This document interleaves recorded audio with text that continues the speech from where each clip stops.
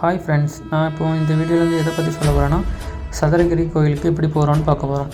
இந்த நாகர்கோவிலிருந்து 9:55க்கு Coimbatore express friends. அந்த ட்ரெயினில் நம்ம போனோன்னா மதுரை போயிடலாம். இது திருநெல்வேலி வழியாக தான் போகுது.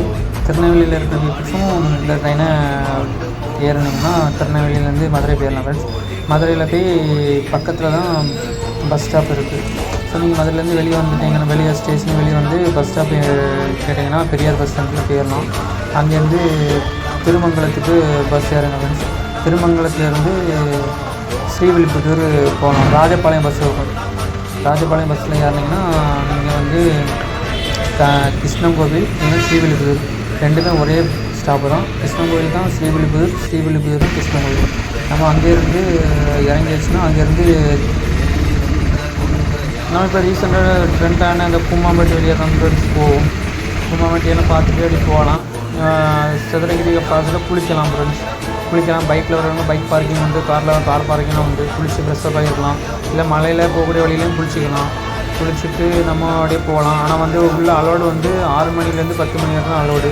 அதுக்கு மேலே வந்தாங்கன்னா விட மாட்டாங்க உள்ளுக்கு. நம்ம அடுத்த நாள்லாம் போக மாதிரி இருக்கும். முடிஞ்ச அளவுக்கு நீங்கள் 10 மணிக்குள்ளாடி ரீச்சாக பாருங்கள் ஃப்ரெண்ட்ஸ். உள்ளே போகிறதுக்கு டோக்கன் உண்டு, 10 ரூபா டோக்கன்.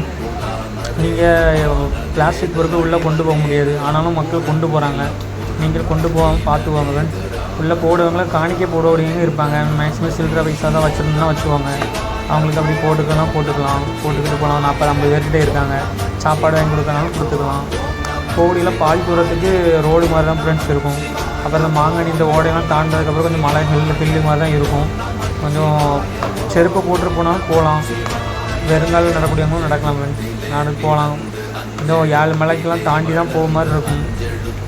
பார்த்து சேஃபாகவே போங்க. காலில் முள்ளெலாம் குத்திடுவாங்க. நான் போகக்கூடிய வழியில் ஒரு அம்மா வந்து ஒரு குரங்குக்கு தண்ணி குடிச்சிட்டு இருந்தாங்க. அதுவும் பாட்டியில் வாங்கி எல்லாம் அழகாக குடிச்சிட்டு இருந்துச்சு. நீங்கள் ஏதாச்சும் இப்படி போகிறது நீங்கள் பார்த்தீங்கன்னா கமெண்ட் பண்ணுங்கள் ஃப்ரெண்ட்ஸ்.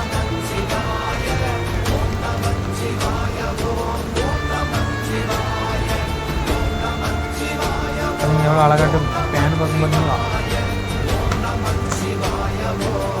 எவ்வளோ மழையாக இருக்கும். பார்த்து யாருங்க ஃப்ரெண்ட்ஸ். வழுக்கவும் செய்யும். நான் போகும்போது ஒருத்தங்க மேலே சமையலுக்கு வேண்டி அன்னதானத்துக்கு வேண்டி சிலிண்டர் தூக்கிட்டு வந்தாங்க. எவ்வளோ கஷ்டமாக இருந்து. 75 கிலோ சிலிண்ட்ரு. அவங்களுக்கு ஒரு நாள் கூலி 800 ரூபா 900 ஏதோ சொன்னாங்க. அது ஐயப்பன் கோயிலுக்கு போயிடுறவங்களுக்குலாம் அது அனுபவமாக இருக்கும். ஐயப்பன் கோயிலெலாம் இப்படி தான் இருக்கும். நான் மலையாடி போவோம். அதே மாதிரி தான் ஃப்ரெண்ட்ஸ் இருந்துச்சு. நான் ஐயப்பன் கோயில் போயிருக்கேன். இப்போ அங்கே போகும்போது அதே மாதிரி தான் ஃபீல் ஆச்சு. ஆனால் அங்கே கொஞ்சம் காடுக்குள்ளே போவோம். இதுவும் காடு மாதிரி தான் இருக்கும். ஆனால் எப்படி சொல்கிறது, அது கொஞ்சம் நிழலாக இருக்கும். கொஞ்சம் வெயிலாக இருக்கும். மேக்ஸிமம் நீங்கள் ஒரு 8 மணிக்குள்ளாடி கோயிலுக்கு போயிட்டிங்கன்னா நல்லாயிருக்கும். வெயில் இருக்காது. கோயிலுக்கு கிட்டேயும் கடையெல்லாம் இருக்கும். டீ ஜூஸு எல்லாமே இருக்கும். கீழே இருக்க மாதிரி மேலேயும் கடையெல்லாம் இருக்குது. தண்ணி பாட்டில் இருக்கும். எல்லாம் ஜூஸ்லாம் இருக்கும். குளிக்கிற பற்றி எல்லாம் இருக்குது. லாஸ்ட்டாக ஃபைனலாக நம்ம சதுரகிரி சுந்தரேஸ்வரா பார்க்க வந்துட்டோம். பார்த்துட்டோம். இதுதான் கோயில். இப்படி தான் ஃப்ரெண்ட்ஸ் இருக்கும். அன்னதானம் மேலே அன்னதானம் நடக்கும் ஃப்ரெண்ட்ஸ்.